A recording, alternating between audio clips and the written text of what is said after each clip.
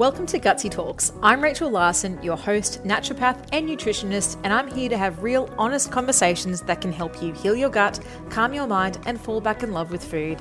Together with leading health experts, we'll dive into all things gut health and explore the deep connections between your gut and overall well-being, so you can feel empowered to take control of your health and live your best life. If you love all things gut health, follow me for more on Instagram at rachel.larsson or head to rachellarsson.com.au. Now, let's get into today's episode. Today, I want to share with you, in my opinion, will be one of the most helpful podcasts that you will listen to if you have gut issues. I'm talking if you have IBS, SIBO, bloating, celiac disease, inflammatory bowel disease, like anything which means that your tummy is a little bit sensitive and has you fearful or a bit, avoidant of socializing and traveling. This podcast and this episode is for you because I want to be sharing with you 10 of my most favorite strategies that I share with my patients that help them socialize, travel, and basically live their life and not be at the mercy of their gut symptoms. Now, I am so sensitive to the fact that I can understand why there is apprehension and anxiety when it comes to getting out of your comfort zone, getting out of your routines, and having other people in charge of your food. It is a big trigger for these symptoms. And I also understand just the want to say no to going out and to doing things. But I want to give you the tools so that you feel more equipped to be living your life in the way that you want. And that doesn't mean that you can't be digging deeper and looking for the root cause and achieving complete symptom resolution. You can, I know you can, but in the meantime, because that could take a while, there are going to be events that you're going to be attending, work events, weddings, birthdays, just even weekend dinners with loved ones. And so when you have all of these strategies and all of these things that you can use, hopefully that process of being out and about will go much smoother, far fewer symptoms of less severity, and just make you feel a lot more calm in that process and just don't feel as angry at your body, which understandably is now making it really hard for you to be out and about socializing. So I'm sharing with you my top 10.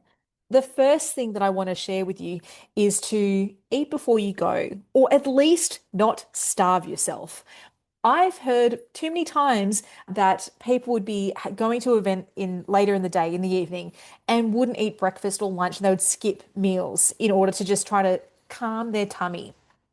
Now, unfortunately, this can actually be worse for your gut. Your gut can feel it's sensitive. So if you start pulling in and pulling out food, your gut is going to be sensitive to that.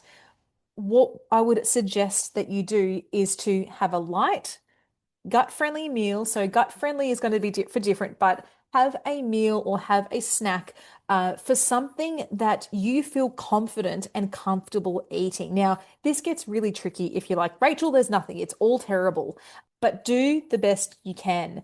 Eat foods that you have had a better experience with, that more often than not may have been okay to tolerate. This means that not only is your gut then going from a place of I've been starving to now I'm eating again, it's got food in it. It's not feeling like it's being withheld food. But not only that, you're going to feel not overly hungry or tempted to just be ravenous and just be eating foods without even thinking about it. You're going to feel a little bit more in control of what you're eating versus I'm starving and I don't care what's been served. I need to eat it all. So actually eating before you go, or at least just continuing on with how you would be eating on a day and not reducing or eliminating and restricting food leading up to that is going to be working in your favor. Less digestive stress, right? That's what we want.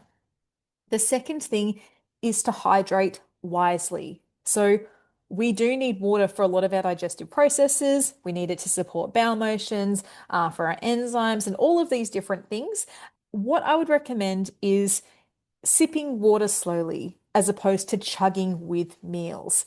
It tends to be a lot easier for your body to digest food when there's little bits of fluid in and amongst meals compared to having a gallon of water because you've not hydrated and you're all of a sudden starving and you're like, give me 3 glasses of water as you're also trying to eat whatever is being served. Sipping and staying hydrated throughout the day will mean that you're not in that situation where you feel dehydrated and need to like just have masses of water. I would also recommend, in terms of when you are having a celebratory drink or a fun social drink, just be aware that fizzy drinks and alcohol can bloat and irritate your gut. Now, I say to my patients, you can do what you want when you socialize. I'm not here to, slap you on the wrist and say you shouldn't have had the champagne, you shouldn't have had the beer. It's about knowing that these will be disruptive to your gut. Now, that doesn't mean that you can't enjoy them or have one or two. It's about helping yourself through that process if you do with some of these other things that we're going to mention. But also, I guess, be mentally prepared that, okay, I'm going to have 2 or 3 glasses of champagne and I'm going to have a cocktail. Like that's not only a lot of alcohol, could be a lot of fizz and bubbling, which can add to that bloating sensation. So just being aware that you're like, I'm actively doing something that is potentially triggering my gut. My gut is actually eliciting a normal response. Now, if you're looking at someone across from you who's had a whole bottle of wine, is on to their second, and is having a total binge and they're not feeling it, their body isn't liking it either. It's just not reacting quite as instantaneous as yours. So there is no one person that is drinking alcohol where their body is thanking them for that. It's just yours is having a bit more of an immediate reaction to that. And so I'm wanting to help with that reaction in some of these later points that I mention, but just to kind of be aware of that. And the other thing is that if there are options out there that are slightly less fizzy, or even some of your spirits, like your gin, having it neat with, or having with a bit of wine, or a gin on water, or a little bit of soda versus really, really bubbly and fizzy things. These things, there are sometimes a few better options to have compared to others. So just choosing our hydration and choosing our liquids and beverages a bit more wisely. The third thing to do is to practice nervous system regulation. You'll be like, oh gosh, this nervous system stuff again. Yes, this nervous system stuff again. It is just going to be game changing. Now, it is so understandable that you would be feeling nervous going to an event, going traveling, and you're like, oh, I don't know where the nearest toilet is, or I'm not going to be able to go for 7 days, or I'm not going to fit into my pants, or like, there's all these things that you are going through your head. Now, we do need to have a very firm and loving chat to ourselves about doing the best we can to mitigate that mind spiral that we find ourselves in. Even just before an event, if it is an event that you're going to, 5 to 10 minutes of breath work, meditation, putting ourselves from that fight, flight, freeze, sympathetic dominance into a parasympathetic state will help your digestion. What we find when we're in a fight, flight, freeze, in that stressed space, our digestive enzymes and acids don't work as well. We are more sensitive in the tummy. We're not going to be having a regular bowel motion. Like nothing is working properly digestive wise. Like it is just not. So it wouldn't even matter if you were eating the most perfect diet and you've done all these other things. If we're in a super stressed state, there will be something working against you. Now, to the best of your ability, find peace where you can.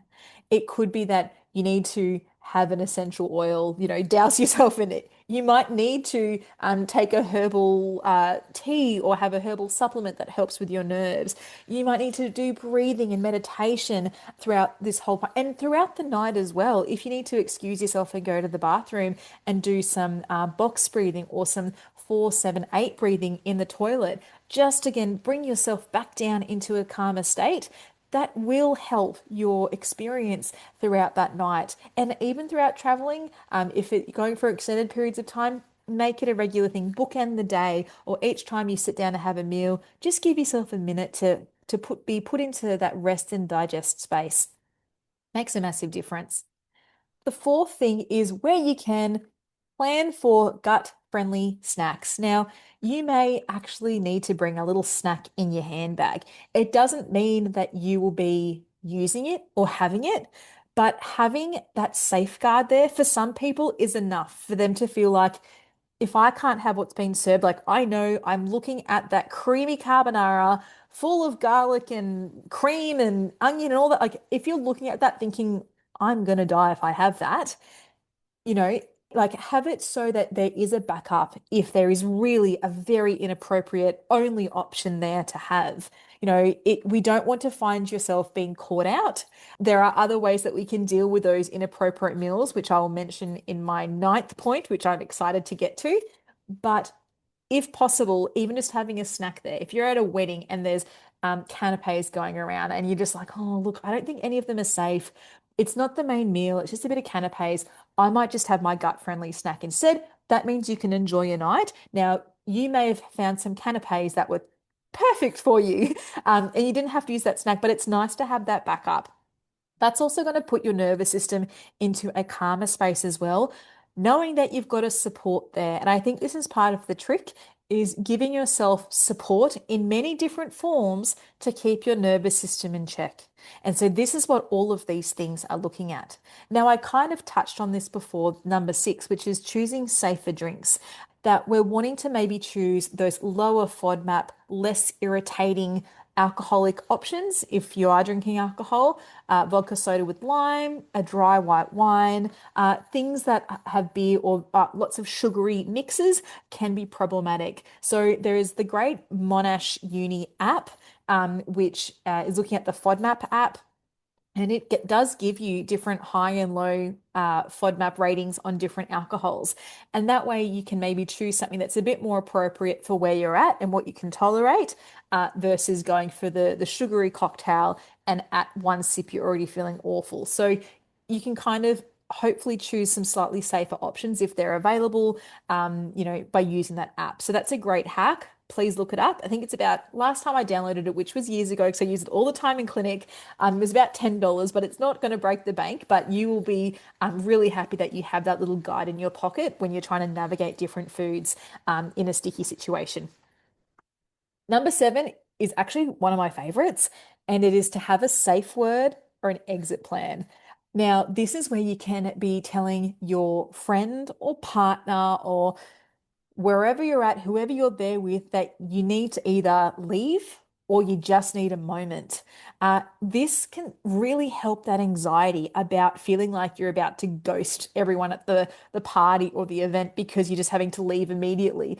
Whereas if you can have a bit of a safe word, there is, I guess, a sense of letting someone know exactly where you're at physically without saying, I need a toilet ASAP. You can say, hey, let's say it's pineapple, and your partner knows or your friend knows that you're just giving yourself 5-10 minutes to recoup, or that pineapple means, right, we've got to make an exit in the next 15 because, things are going down. It gives you a bit more of a plan as opposed to being really caught out and then having to let the person that you're there with feel like you're letting them down. If they're in on the plan, then you can work through it together. And that's just such a comforting feeling, which once again works in with that nervous system and giving that support and making you feel like you've got options. The number eight is reframing your mindset. Now, you don't need to eat and drink like everyone else to belong because everybody else is different. There's a huge movement of people having no and low alcohol options. I know historically there's a binge drinking culture in Australia, which I feel like is really being challenged. So there may actually be people that are, choosing not to for their own reasons to not eat or drink certain things. The point is that you don't need these foods and drinks to necessarily fit in. Of course, they would be nice too. And it's about doing what you want versus what your body is saying you can't do. But you can still connect with these people even if it's not through the eating and drinking process. So focusing on the connection that you're having with people, enjoying the moment, enjoying the conversation without it being what you're consuming can also just divert that focus as to what the evening is about.